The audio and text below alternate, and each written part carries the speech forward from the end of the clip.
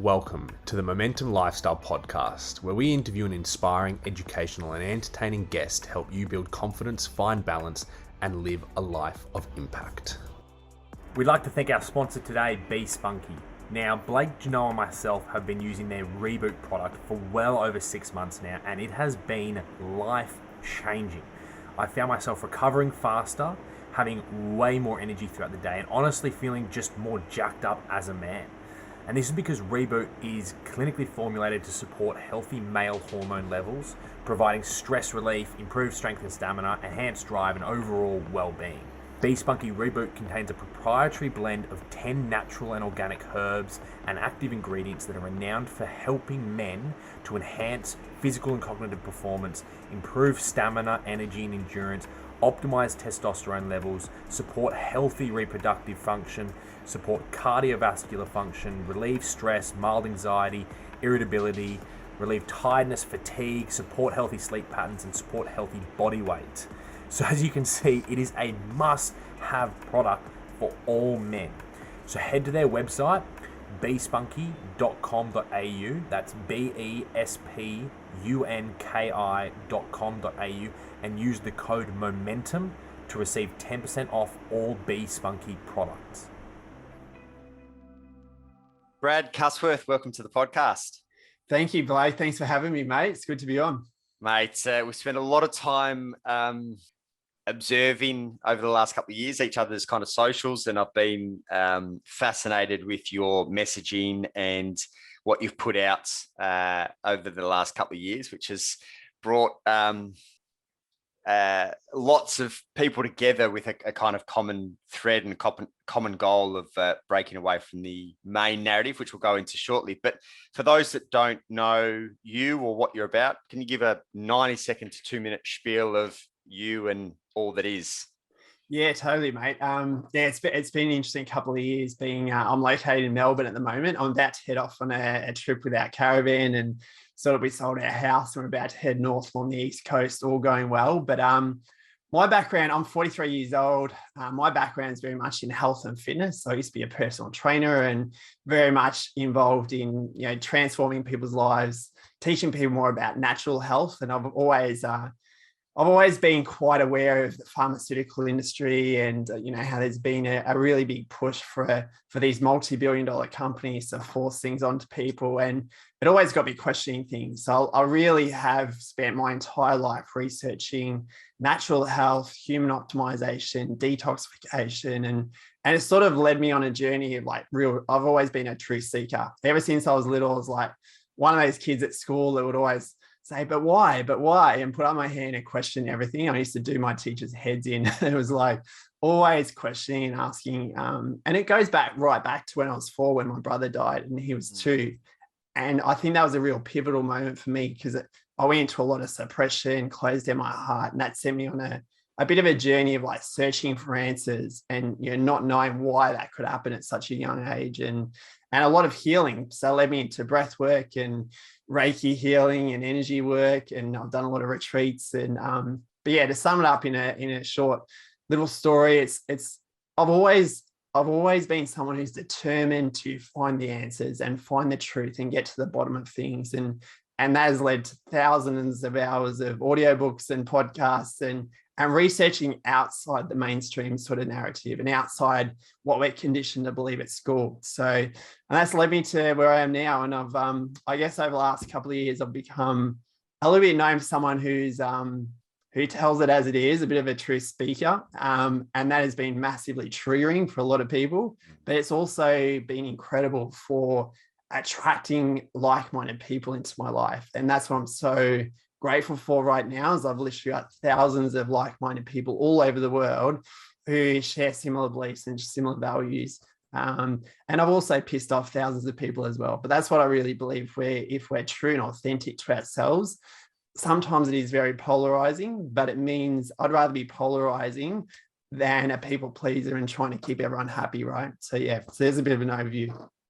I resonate with the polarization massively, as both of us have experienced firsthand over the last couple of years.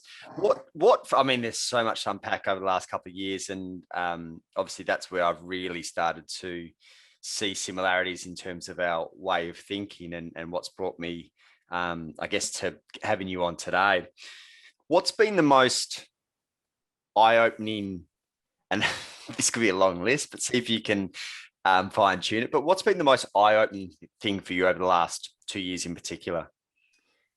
It's been an incredibly challenging time, but also an amazing time to witness like this awakening. Like I go back, it's amazing. It's 2 years. It feels like a lifetime, but I go back 2 years ago, literally around about this time. So March 2020, when COVID was really escalating and people were really getting fearful and everything was coming out. And I'll go back to that time, and because I've spent my entire life researching the agenda and Agenda 2021 and Agenda 2030 and Klaus Schwab and all the things which we might touch on over the next hour or so, but I could see and predict, along with many other people, what was going to happen. And I remember I did a post on Facebook, and it was like, I just created this collage of images and had like camping in the beach and all these things with a big cross through all of them.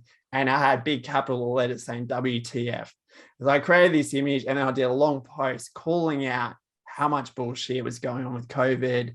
And it was massively triggering. It got shared 1,600 times in about 24 hours, went viral. And I copped so much abuse, like literally like death threats, people calling me an F and a C and all the rest of it. But it was like, back then, it was like just calling it out for what it is and calling it out for how obvious it was, the card that they were playing with all the fear-based headlines and agendas and all the rest of it. Like I remember when we got one single case in Australia, one single case, and the headlines in the newspapers were apocalypse and the end of the world is here and all this, and they were doing this in New Zealand and all the rest of it. So that it was interesting, like putting that out there and seeing the majority really stuck in that state of fear, because they'd seen what's happening in China and what's happening in Italy and all the rest of it, and that ripple effect. But I guess the biggest change, like since that time to now, is seeing literally thousands of people waking up now, which has been incredible to witness. So I actually see COVID as an incredible gift for humanity. And a lot of people would probably laugh at that. But in terms of the awakening that has taken place, because now many people can see the agenda, they've seen people like you and I posting about it for so long, and now they're starting to scratch their head thinking, holy shit, this was like talked about a year ago, 2 years ago, and it's literally played out to a T, hasn't it, mate? Like from the vaccines, like we were calling that vaccines will be introduced, they'll be mandated, people will lose their jobs, you'll have to scan these vaccine passports. And at the time, everyone was like, you got to be joking. What a tinfoil hat wearing nutter, you know?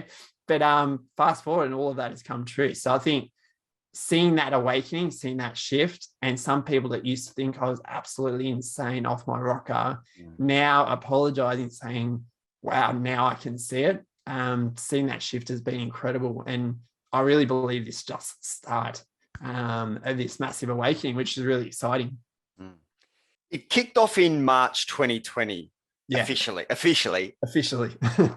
When did you start to see things unfold? And the reason I preface this for anyone who's kind of, I guess, potentially new to this conversation, a lot of the type of people like Brad would have seen it coming a long way back. And that's why when you can see it 6-12 months in advance, you know, for some people that, you know, 5, 10, 20 years in advance, it's pretty easy to see beyond the story that we are being fed.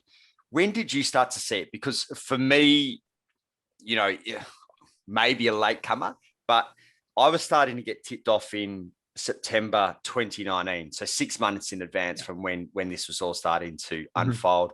When did you start to catch on to the narrative that was potentially going to get played out? Yeah, probably a similar time, mate. Like there was a lot of rumors going on that there was going to be a big event, and it was a big event. I didn't know the details of it, but I knew they would use the typical rule, the playbook that they use is the problem reaction solution, right? Which a lot of us are aware of. But just quickly, like the governments have used this strategy for probably hundreds, thousands of years, who knows how long, but they basically create a problem. So in this case, the problem or the perceived problem is this virus. The reaction is the media fear-driven narrative, the headlines about apocalypse and, the end of the world is here, and showing footage of people dropping dead on the streets in China. Remember that in December, and it was like, oh my God, everyone's freaking out. And then, that led on to Italy with all these elderly people who are on their deathbeds anyway, dropping dead and all this sort of thing. So it's like, that is the reaction, like instilling this fear in people. So that's the reaction. Then the solution, vaccines, wearing masks, social distancing, artificial intelligence, facial recognition. The solution is what they always wanted to implement, but they needed a reason to be able to do that. Hence the problem and the reaction, right? So they've played this out so many times. And so I think around that September, October period, I felt something big was coming. Even back to 2017, I don't know if you remember, but when Fauci said that the next president, so this was Trump, would experience a significant pandemic or a significant outbreak during his presidential term. This was said in 2017. Now, when we start to dive deeper into this and the deep state or the ruling elite, whatever we want to talk about it, one of their rules is that everything is hidden in plain sight, and they always tell people in advance of what they intend to do. And they do this through movies. They do this through, the media. They do this through many different sources. And when we look at the movies throughout from 2010 to 2020, the TV shows, how many were, around outbreaks, around pandemics, around all of this type of thing as well.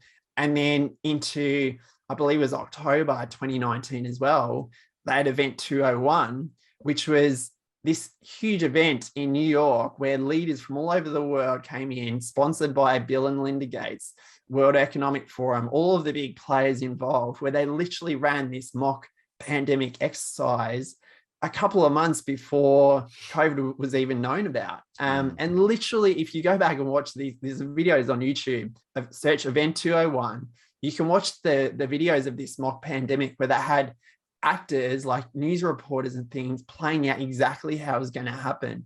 And they were talking about masks, and they were talking about how we're going to get the public to be on board with the social distancing. And it's like, looking back now, it's like literally it's played out to a T. The only difference was this virus started from a pig, whereas COVID apparently started from a bat. But everything else is pretty much on board, right? So probably another thing that really hit home around December as well was all these images of people dropping dead on the streets in China, and knowing that China has the biggest firewalls and internet protection globally. Nothing gets out unless they want it to. So all of that footage was released on purpose, and so all those red flags and that was the start of it for me. And then and just watching the media narrative and how they jump on things and the fear and the greed. And I guess, like I said before, like once you see the bigger picture and you connect all the dots, it becomes so clear and so obvious, right? It's so that was my intro to it. But I guess for me is like right back to September 11 2001 was my biggest awakening, which was for a lot of people, is 9/11, the Twin Towers, the planes, diving down rabbit holes. As soon as that happened, I thought this just seems like a crock of shit. That a passport appears randomly on this pile of rubble that's untouched, yet the jet fuel's enough to melt the steel beams, and it falls, faster than gravity, all that sort of thing. I think for a lot of us, that's like one of the first real can of worms that we sort of dive into. And then that leads on to all the other things. God, we could speak for 10 hours and all the things, right? So I love the 9/11 rabbit hole as well. I mean, we won't spend too much time on that, but if someone wanted to potentially just dip their toe in exploring that one, where would 9/11? Where would you suggest they start? I've got an amazing doco. What I can do is send you the link to it. I actually uploaded it to my, I think I put it on BitChute. So it's a great doco. It was done probably maybe 15 years ago. And it's a guy that's super switched on, and he explains it, combining all the research and the knowledge around engineering, around how the narrative that they fed out to people is literally impossible. And he goes through all the finer details of it. Anyone with half a brain could watch that and agree that the entire thing was a setup, right? It's like so well explained. So I'll send it through to you. Awesome. Appreciate it. How you've been unwavering is the word I'd probably use for you over the last couple of years in just staying true to what you feel is the truth, which, as you mentioned earlier, was unsettling for a lot of people. What's been the biggest challenge for you? I assume it's created potentially a little bit of division with friendships. I know that definitely has been the case for me. What's been the biggest challenge for you? The biggest challenge has been wanting things to be different than they are. So like, I have a real desire to create a better world for humanity. And I believe that's why a lot of us sort of have the awareness now of what's going on, but it's extremely challenging seeing something that is so obvious and seeing the whole narrative play out and trying to help people, trying to communicate it in a way that helps people to see the bigger picture, and often feeling like we're building our heads against a brick wall, especially in the earlier days of 2020. The last year people have been much more receptive, but 2020 was literally like building my head against a brick wall. There was so much fear, so much anxiety around the whole agenda. And it was incredibly frustrating. Like the majority, I'd say 99% of people that I'd try to communicate with, just that blank fluoride stare, is just like, they just couldn't comprehend it. And there were times when I was like, I just want to go away and live on some deserted island somewhere. Like, I don't want to be part of this reality anymore because it was just so effed up, right? So that was the most frustrating thing. But then I guess, we all have those moments. I'm grateful that I've got a lot of tools like breath work and primal screaming and rage releases. I had this a benefit of COVID. I converted my entire double garage into a gym, and I had a sauna there. I had a big boxing bag. I'd literally unleash on that boxing bag with my baseball bat and just release all of that anger and that frustration, clear it all, and then go back to work. And, it was just like, trying to create videos or trying to share little snippets or edit things, just little nuggets here and there, and things that were like so blatantly obvious, but just posting them regularly. And so many people have said to me, just by watching that over a period of time, help them connect the dots, right? But yeah, it was a frustrating process. Hey, it still is. Like, I still want things to be, I still want humanity to awaken, but I also have this real deep belief now that it's going to be a time of transition, and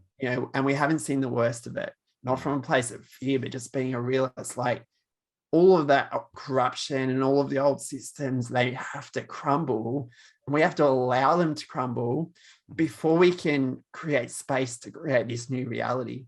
And a big point that I want to talk about today is like, I feel a lot of people are missing is like, we have to take personal responsibility for how we have co-created this reality. So I feel like there's a lot of us right now are awake to the agenda and awake to everything that's happening, but still very much in a fear-based victim mentality where we're blaming Dan Andrews, we're blaming Scott Morrison, we're blaming the deep state and the ruling elite and all the things, pointing a finger at everyone else, but refusing to actually pull up a mirror and look within. Like, where have we allowed ourselves to be dictated to?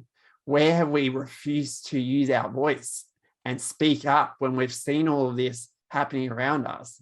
Where have we failed to lead ourselves?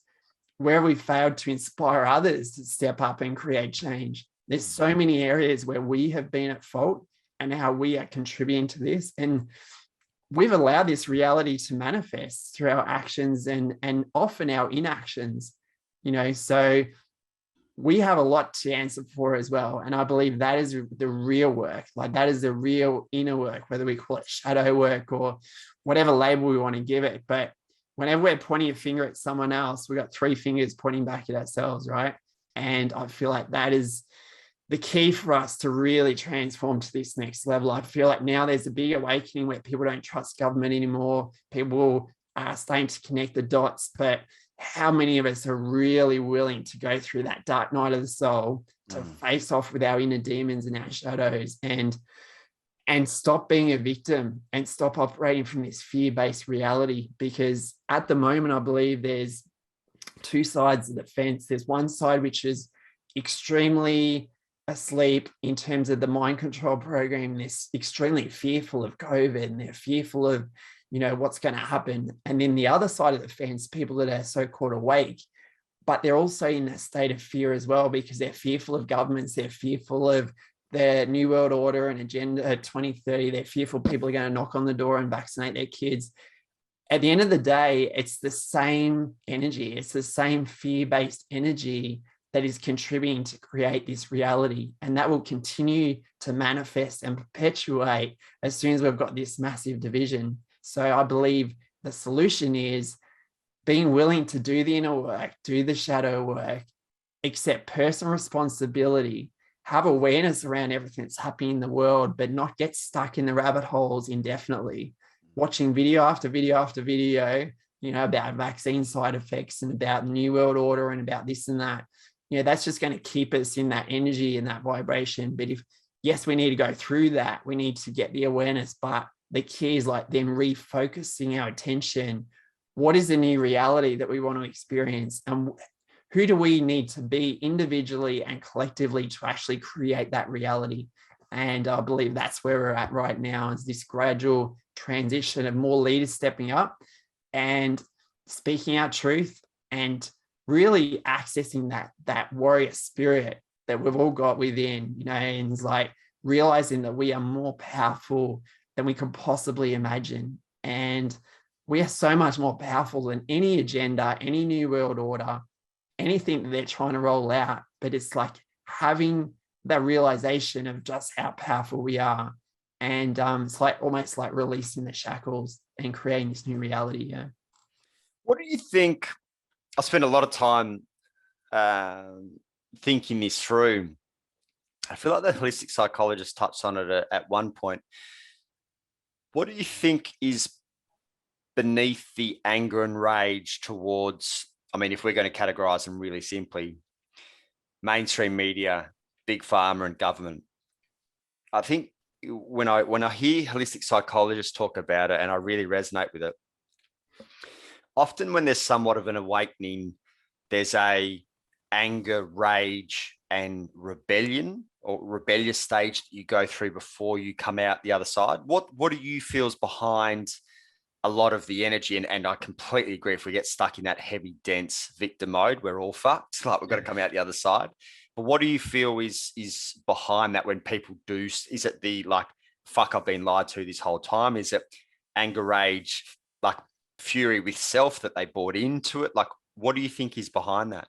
Yeah, it's a great question. I think there's many layers to this. I think a big part of it is I've been lied to my entire life. And it's like that deep realization that, when you all of a sudden it clicks and you see the bigger picture and you start to question everything and you start to feel, holy shit, everything that I've been taught, literally from school age onwards, or even earlier than that, everything that I've watched on the TV, everything I've read in newspapers, everything that I've been indoctrinated to believe from school, from textbooks, from history, from natural health, from pharmaceuticals, the list is endless. Literally everything has been a lie. So I feel like when we come to that realization, it naturally brings up that emotion of we've been deceived, we've been controlled, we've been manipulated. And for me, it was how could I possibly allow myself to be deceived to this level without actually being aware of it? Because for me, it was I'm 43. So 21 years ago was my big awakening. I've always questioned things, but in terms of the bigger issues with governments and the corruption, the deep state, that was really only 21 years ago. And I went through a period of like being so angry and so pissed off as that, how couldn't I see this earlier, right? And I'm sure a lot of people are feeling that now, wherever people are on their journey.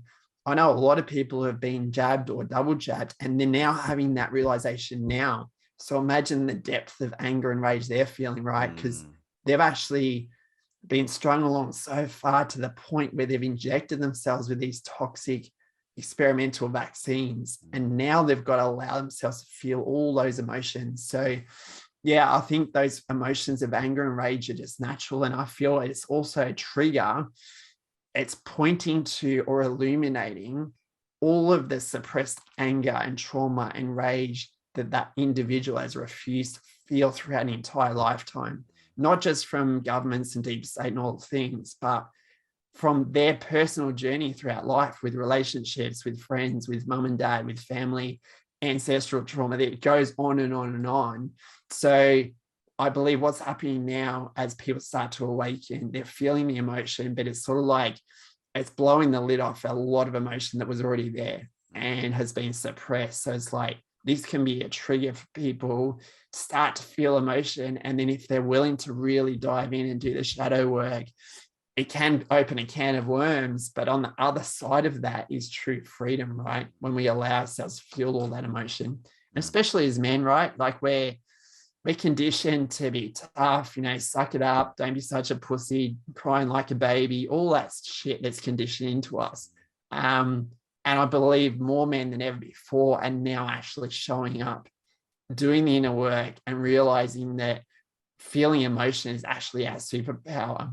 Instead of suppressing all that shit, feeling the depths of it and then clearing that energetically is like so powerful. It's actually getting back that warrior spirit, because when we've got a block in our heart and we're suppressing this lifetime of trauma, we can't access that power center, right? So yeah, I feel like there's many layers of it. And I feel like people need to be willing, all of us, to continue to face off with those emotions and allow ourselves to feel it fully. And we've got a whole range of tools to allow us to be able to integrate those emotions as well. Yeah.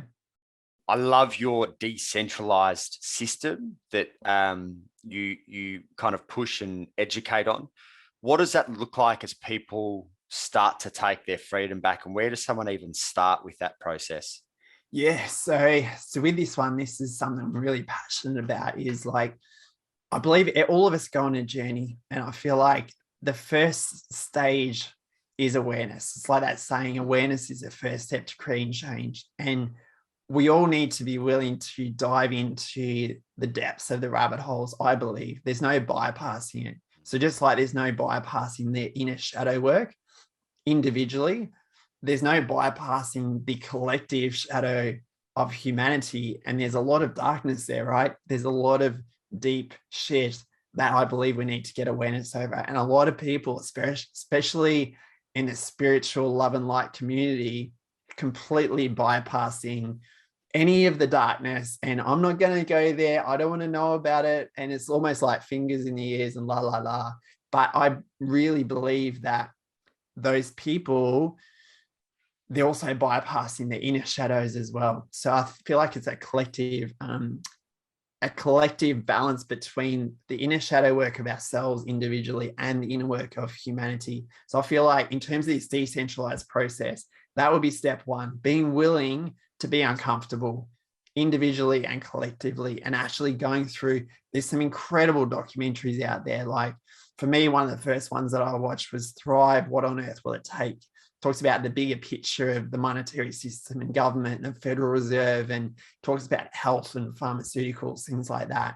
And then it's sort of, for me, recently, Out of the Shadows was a good one as well. You can find all these on YouTube or online. Out of Shadows talked about media and mind control and manipulation, Hollywood, celebrities, things like that, how all of them play a part in keeping us suppressed from really knowing the truth. And then for people that are listening to this, that want to dive a little bit deeper into the rabbit holes, like there's a series called Fall of Cabal, which is an amazing series that's been put together, which goes into Hollywood media again, suppression, talks about governments, the banking system, but then it goes into a lot more depth around some pretty horrific things around pedophilia, trafficking, satanic rituals, things like that.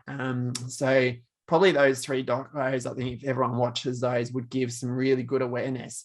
And like we said earlier, it's like going on a journey of connecting the dots. And, you start connecting the dots of government, and then you look at the trafficking, and then you look at the politicians, and you look at the media, and you look at, I did a series, if anyone's interested, I did 3 videos on BlackRock and Vanguard and how that ties in, where these companies literally own and rule the world, and the board of directors above these companies are very much heavily involved with the New World Order and Agenda 2030.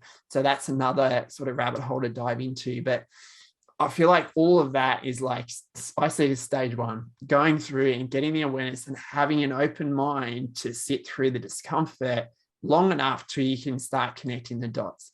From there is like moving on to the next stage, I believe, is like doing the inner work, but also like our health is a huge thing that many people overlook, and learning about natural health as opposed to pharmaceutical health, and learning about the history of pharmaceuticals, how it started in the 1930s from the Rockefellers with, these massive oil giants, and they started manufacturing these petrochemical products and labeled it pharmaceuticals. Literally less than 100 years ago, this is when it's all started. And they then went on a massive campaign to discredit any natural health remedies or any doctors that were promoting natural remedies. And even though these natural remedies have been around thousands of years, compared to less than 100 years in pharmaceuticals, people have been conditioned to believe that pharmaceuticals are the be all and end all of health. So like diving into that and starting to detox our bodies and decalcify our pineal glands from the fluoride that we've been drinking, all of that, I believe, is another aspect. So I think rabbit holes, health optimization, detoxification, and then diving into sustainability. So how can we start to be less reliant on this corrupt government and more sustainable and self-reliant, self-efficient? Because there's so many areas of this. Are we an employee being paid an hourly rate from a job, which is generally just over broke, which is what we're being conditioned to do?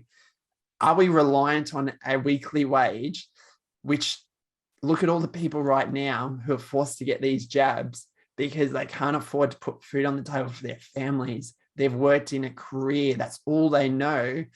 And they're now at a point where they're like, do I get the jab, or do I provide, how would I provide for my family if I don't get the jab? Like, that's the decision they're making. So a lot of people acquiescing.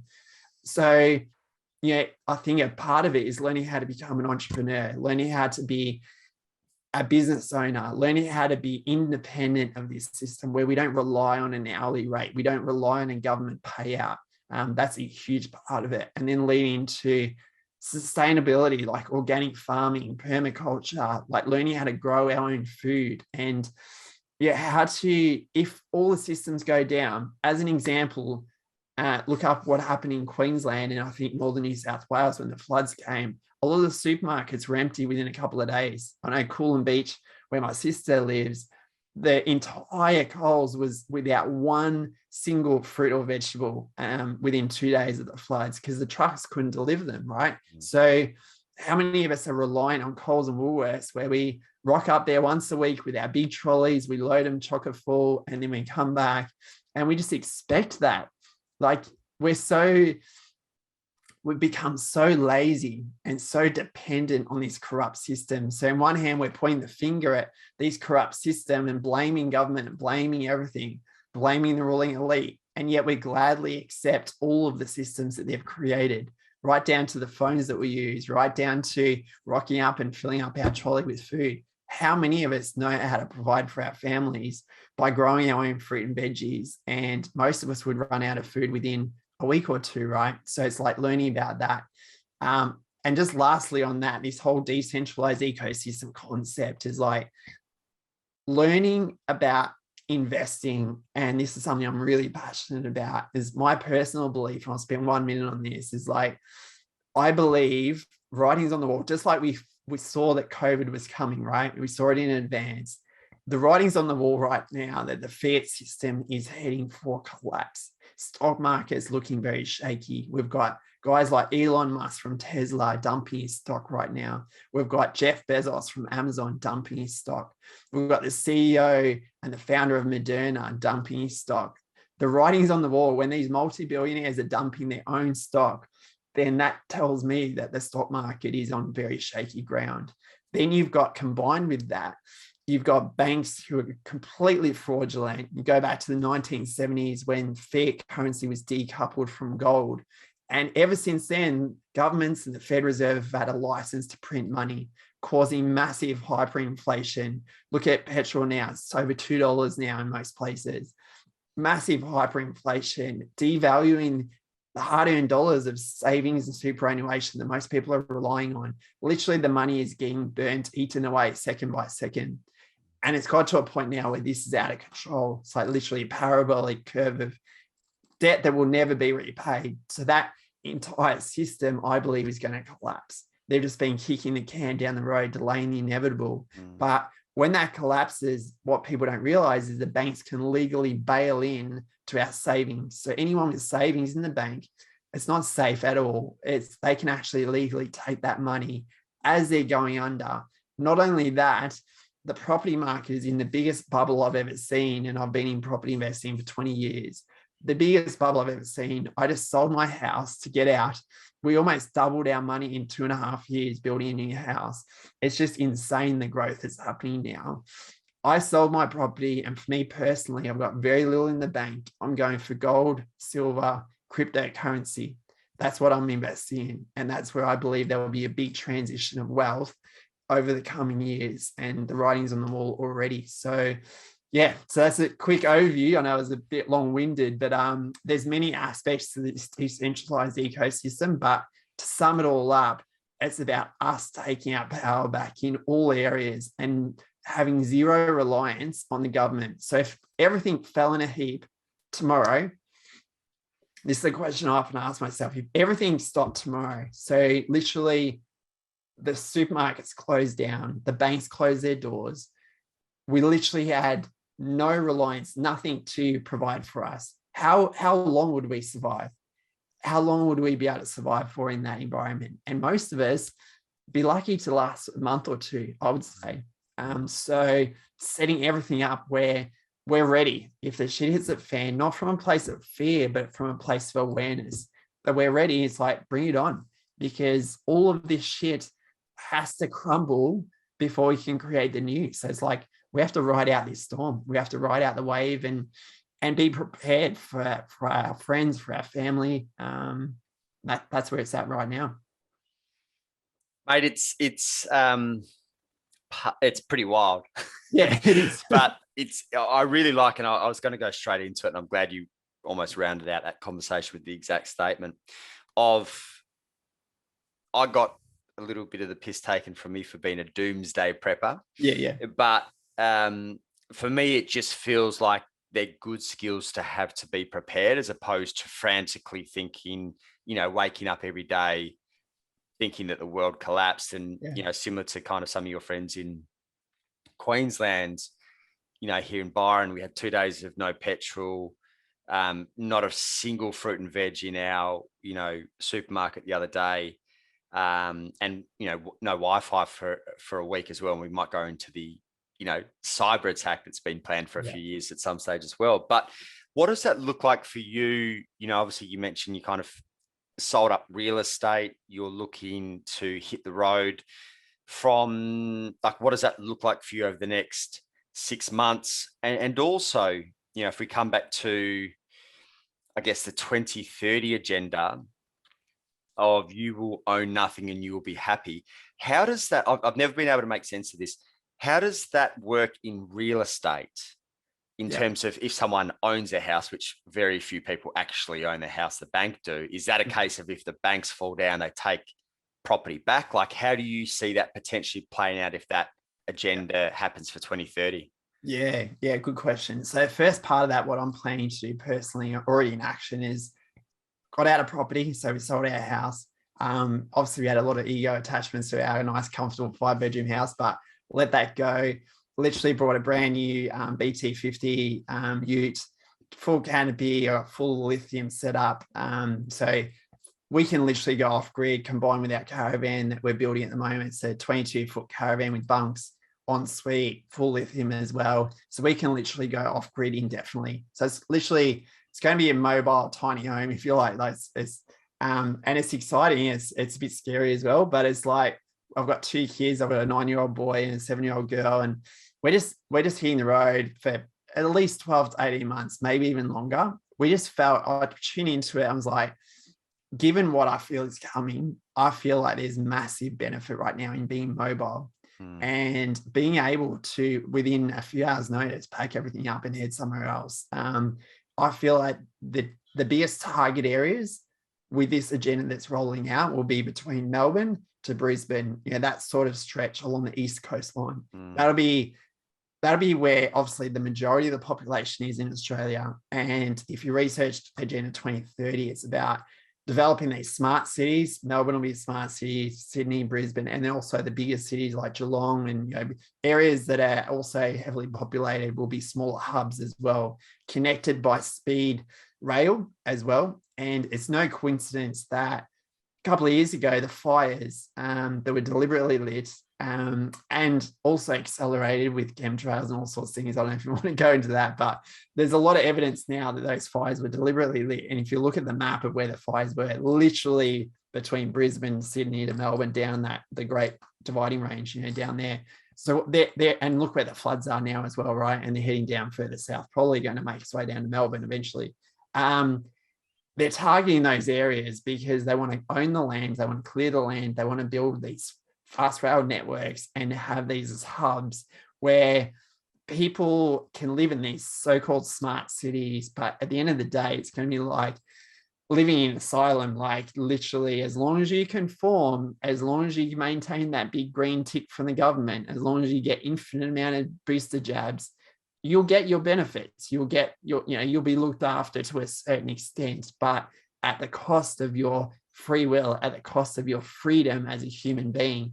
So I believe that is the agenda that is unfolding right now. So personally, I don't want to be anywhere near that channel, right? Because that'll be the target areas. So for me, being able to travel on the road and get a feel for which areas are being targeted, because it will be rolled out. I believe they'll focus on coastal and city areas first, and that will be their main focus. That's where the majority of the population is, right? So yeah, that's what I feel is happening there. Now, in terms of Klaus Schwab, the World Economic Forum, Agenda 2030, he's famous as saying, you'll own nothing and you'll be happy. Now, in terms of this, I believe my prediction is there'll be a number of ways they do this. One is flooding areas out, burning areas out to the point where people can't rebuild. So they're forced to go to other areas. So they will then acquire the land and then they'll do it in a positive spin. We'll redevelop, we'll rebuild so that this can't happen again. And then people won't be able to afford it. Like, look how many people have lost their homes and then can't get insurance now. So straight away, what are they going to be forced to do? They're going to be forced to rent off government. There'll be probably commission houses. There'll be high-rise buildings. There'll be things that they can do where they don't own it now. They're just renting. And as long as they tick all those boxes, they will have that privilege to be able to do that, right? The other aspect of this as well with property that potentially could happen is that property prices correct massively. And what happens in Australia with our mentality is that as value in property goes up, what do people do? They refinance, they draw out equity, they get new cars, they travel, new clothes, whatever it is, right? So I would estimate, I don't know the numbers on this, but probably the average mortgage in Australia, if we looked at every mortgage, it's probably like 85%, right, of what people, like even new people getting now, they borrow like 90, 95, sometimes even 100% of the money. So as a quick example, if the so-called value of our property is $1 million right now, and we have a $900,000 mortgage as an example. So what is the true value of that property? Now, if that value goes down, so if the value goes down just 20% down to 800,000, our loan is 900,000. What do we think the banks are going to do? They're going to be on the phone straight away saying, okay, obviously property prices have corrected.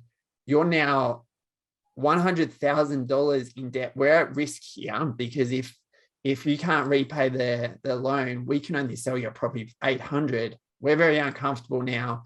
You need to chip in an extra $150,000 to get it down to 750 so that we're back in the zone that we need to be in. This is all in the rules of the banks and the mortgages, right? So they can legally do that margin call. Now, they'll probably give you 30 days or whatever it is to come up with that 150 grand.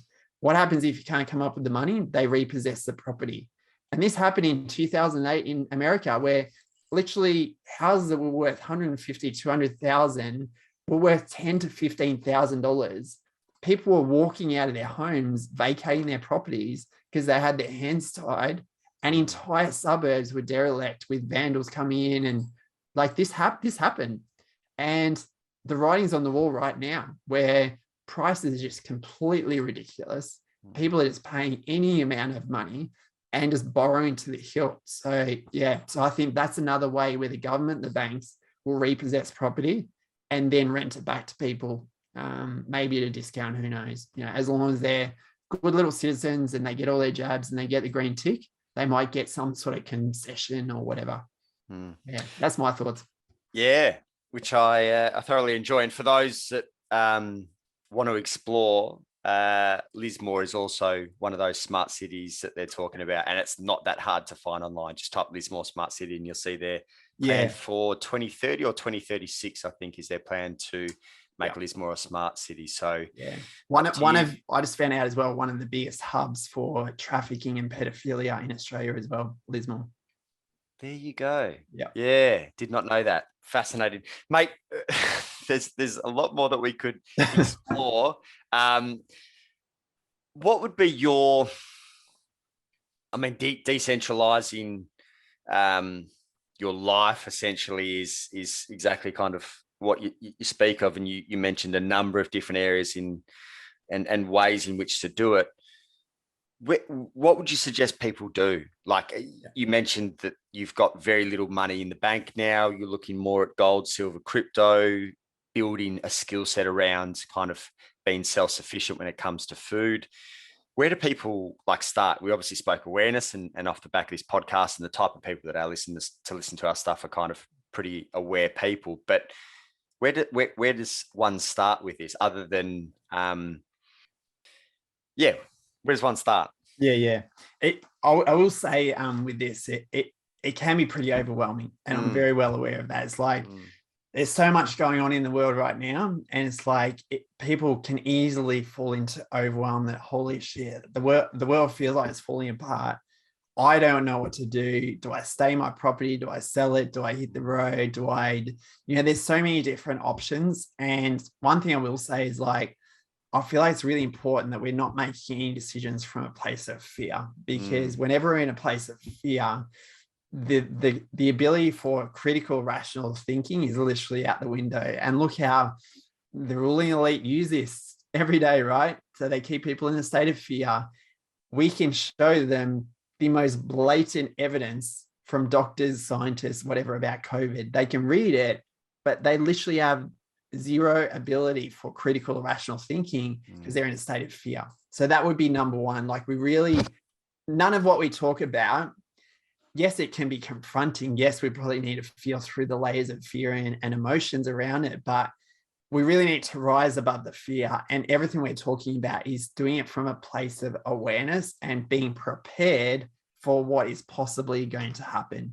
And that would be my first thing, is if people are really fearful, I would encourage everyone to start feeling into those feelings around fear, around anger, frustration, doing the inner shadow work before they make any critical decisions on what they're going to do with their properties and the bank and all the rest of it.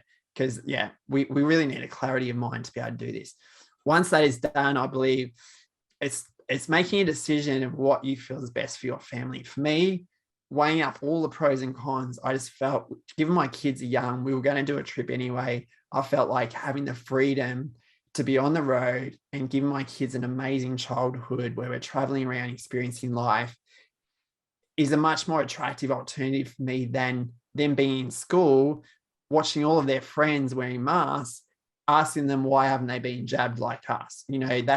So for me, that was an easy decision. Pull them out of school, let's go on the road.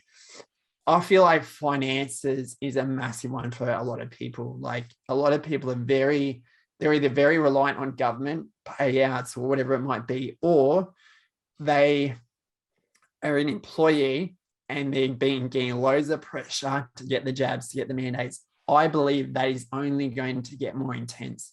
Even if there's some careers, some jobs that don't have mandates yet, I believe they're coming.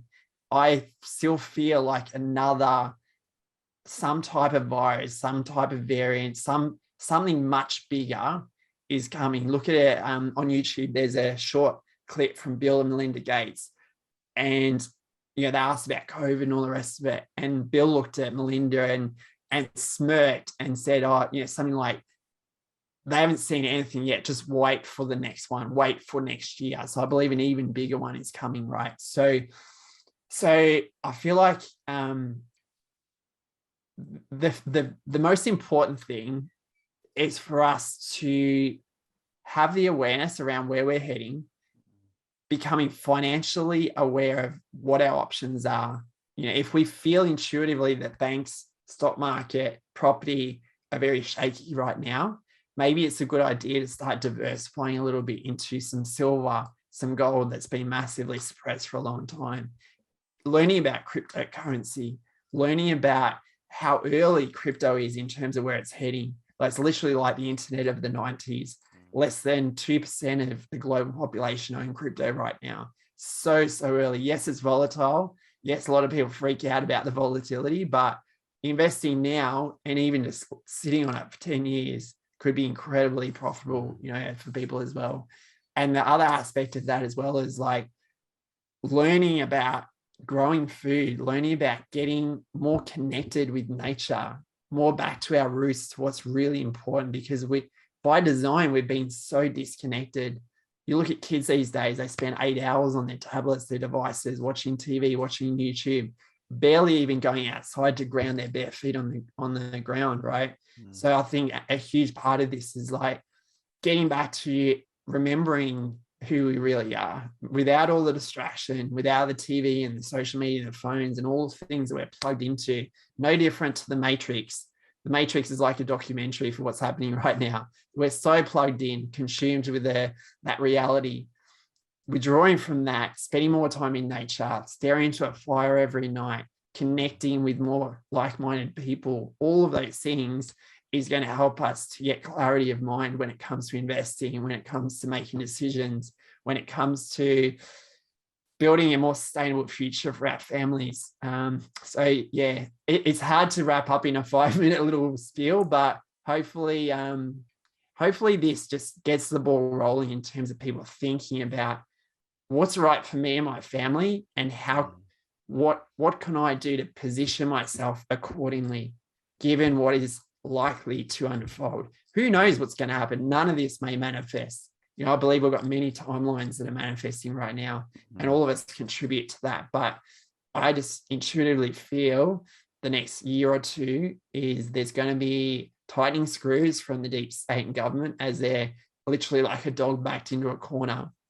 And there's also going to be a mass awakening with a lot more like-minded people joining together, just like they're coming together with the floods and many other things at the moment. So it's a challenging time, but also what an incredible time to be alive on this planet, right? It's like, I'm so excited. It feels like this is like game time. This is like what we came here to do, right?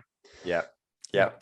It's I'll get your, I'll kind of direct people to your decentralizing program after this. But one of the things that might have sprung a few ears with what you just said is taking your kids out of schooling. And I think you and I probably have a similar kind of theme and thought on the schooling system as is. But what does that look like for them from a schooling point of view? And how do you potentially even see schooling going forward? Yeah. So this is an interesting one because I was always that kid that was always hating school and very much against the system, just because it was like I could see through the bullshit. I could see through the manipulation, the indoctrination, getting people to think a certain way to conform to this system.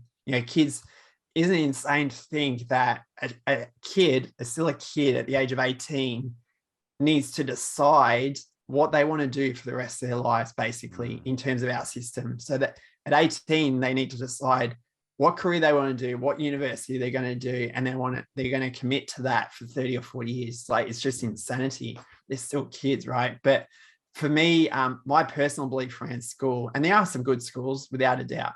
Like, I really like the Steiner schools and things like this to get people to get kids to think outside of the box rather than putting them in a box.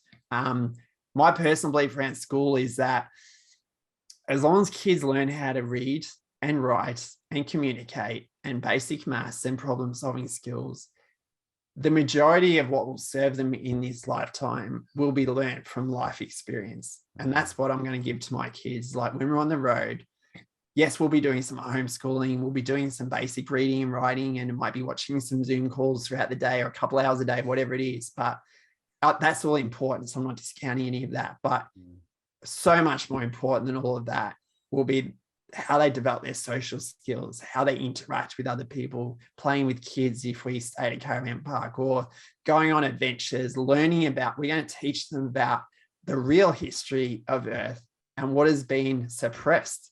And they already know, they're 9 and 7, they already know a lot of what's happening with why are they being forced to wear masks? They've never worn masks, but why are their friends being forced to wear masks? Why are their friends getting jabbed?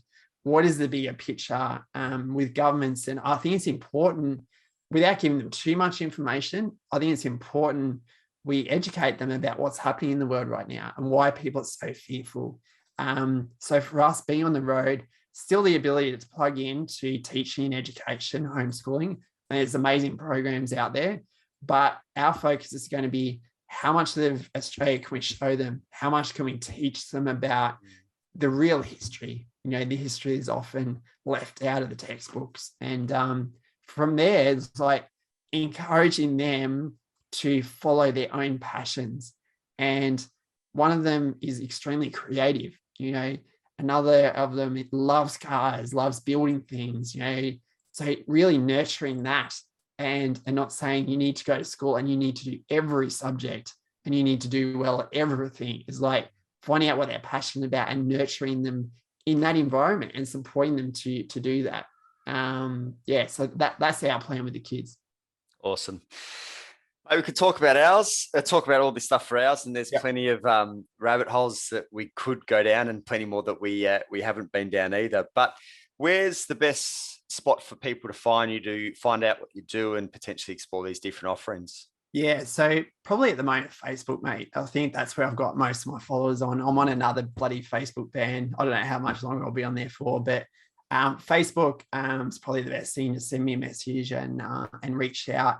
I think my ban goes 3 more days and I'll be back posting again.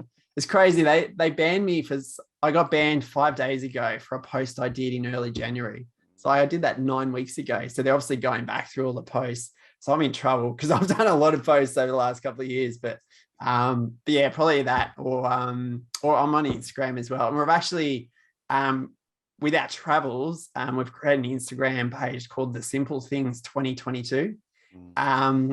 We've just launched it, and when we get on the road, we'll be using that platform to share our adventures, but I'm also going to use it as a way to, I guess, to educate, to inspire, to show people that we can lead an incredible life despite all of the chaos. And like the name says, the simple things, like learning to focus on appreciating the simple things in life and peeling back all the shit that we don't need. Like, we culled so much stuff when we sold our house. And I realized, like, do we actually need this shit? I'm sure a lot of people are going through that through the floods now. There's so much shit piled up on the nature tubes. Like, do we actually need so much crap?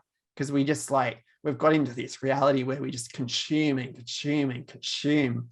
And we've been conditioned to do that. But it's just like peeling back to get the basics. Like, literally car, caravan, fire at night, stars, like beach, river. What more do we need? Seriously. So yeah, so we'll be sharing that as well. Mate, that's unreal. Thanks for your time. It's been amazing, super insightful. And for those that are listening, like we're all on different kind of wavelengths. And for some people, this might be new and potentially challenging their way of thinking, and just take your time to break it down. I think, it can be super overwhelming. And as we spoke of initially as well, there can be somewhat of a identity crisis, an ego death, grieving, anger, rage, a whole lot when you start to see things a little bit differently as well. And that can challenge everything that you've built your belief system and your foundation on. So it is totally somewhat of a challenging transformation and overhaul as well. And as kind of Brad said, in terms of the decentralization, take your time with it, and kind of take one bit at a time, because again, something like that can be overwhelming as well. So just bit by bit.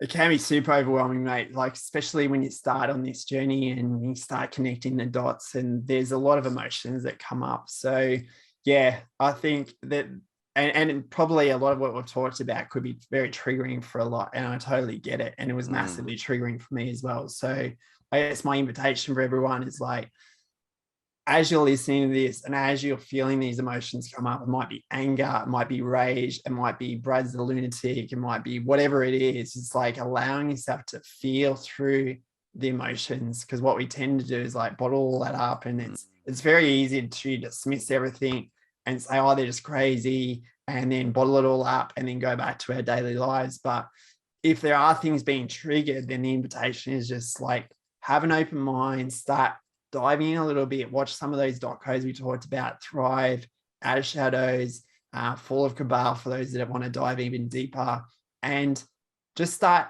The key, I believe, with all of this work that we're doing is having an open mind and being willing to have our beliefs that are often set in stone, being willing to have them challenged, and always living in the unknown. So always having that ability to say, even right now, I know absolutely nothing, as such a small fragment of what is really happening in reality. So small, so insignificant.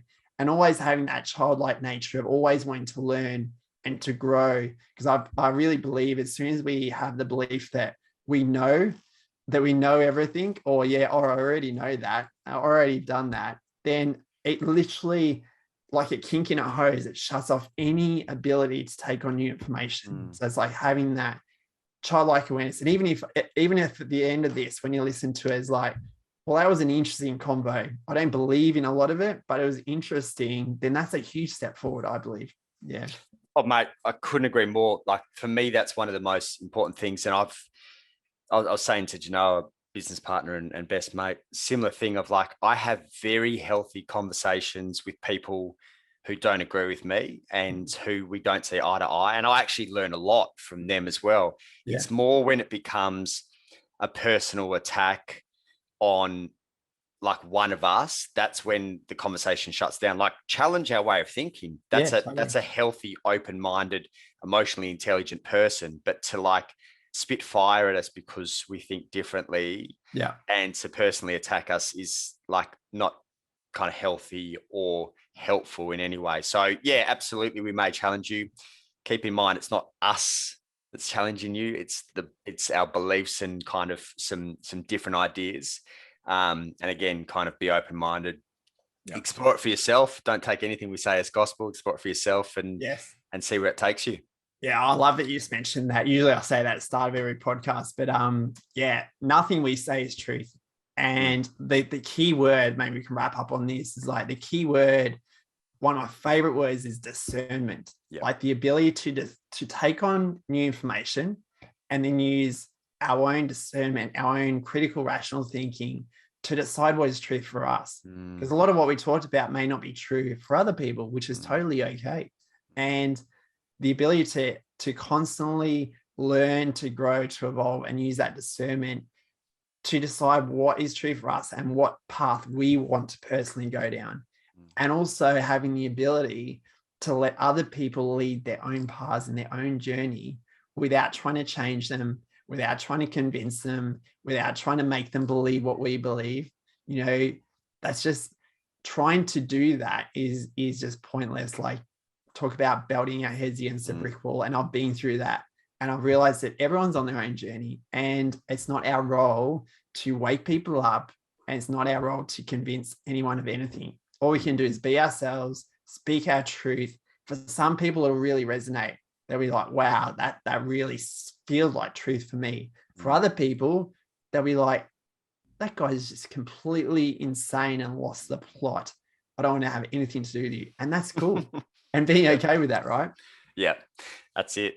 And be open to not creating a filter bubble where you only listen to people that have the same belief and way of thinking that you do. Otherwise, that is a very slippery slope as well. So, mate, appreciate it. So insightful, super, just so much information that I reckon people probably listen back 2 or 3 times just to take it all on board, and really love the, I guess, overarching theme and concept of taking back your power, in, what you kind of refer to as decentralizing, but like, that is a healthy message for anyone, whether you completely agree with everything we said or parts or nothing.